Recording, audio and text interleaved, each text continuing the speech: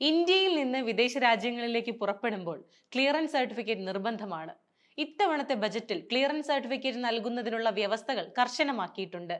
ഇന്ത്യയിൽ സ്ഥിരതാമസക്കാരായ വ്യക്തികൾ വിദേശത്തേക്ക് പോകുന്നതിന് കള്ളപ്പണ നിയമപ്രകാരം ക്ലീൻ ചിറ്റ് നൽകുന്ന ക്ലിയറൻസ് സർട്ടിഫിക്കറ്റ് അത്യാവശ്യമാണ്. 2024 ഒക്ടോബർ 1 മുതൽ ഈ നിയമം പ്രാബല്യത്തിൽ വരും. നിലവിൽ ആദായ നികുതി IT നിയമത്തിലെ സെക്ഷൻ 230 പ്രകാരം ഇന്ത്യയിൽ സ്ഥിരതാമസമാക്കിയ ഒരു വ്യക്തിക്ക് നികുതി ബാധ്യതകൾ ഇല്ലെന്നോ ഏതെങ്കിലും തരത്തിലുള്ള കുടിശ്ശികകൾ ഉണ്ടെങ്കിൽ അവ അടയ്ക്കുന്നതിന് ആവശ്യമായ ക്രമീകരണങ്ങൾ നടത്തിയെന്നോ നികുതി അധികാരികളിൽ നിന്ന് സർട്ടിഫിക്കറ്റ് വാങ്ങാതെ പുറത്തുപോകാൻ കഴിയില്ല.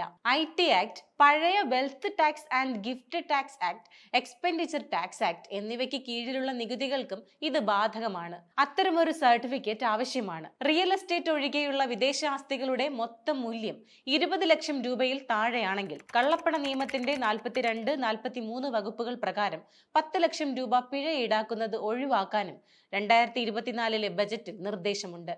ഈ മാറ്റവും 2024 ഒക്ടോബർ 1 മുതൽ പ്രാബല്യത്തിൽ വരും.